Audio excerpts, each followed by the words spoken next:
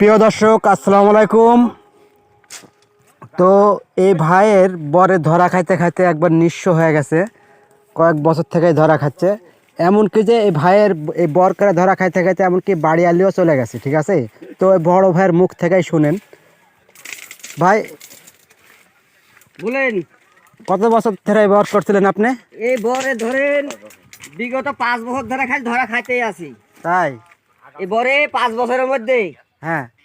10,000 টাকাও খাইতে পাইনি, খালি দিতেই আছি দিতেই আছি। আহারে আহারে, কি রাগ কষ্ট। করে বউ বাড়তে চলে গেছে। বউ চলে গেছে। বউ চলে গেছে। ইস, কত কষ্ট।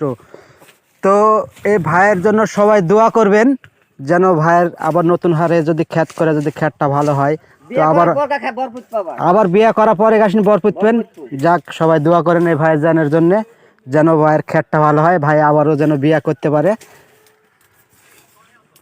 তো দেখতেই পাচ্ছেন বর মোরে ভাইকে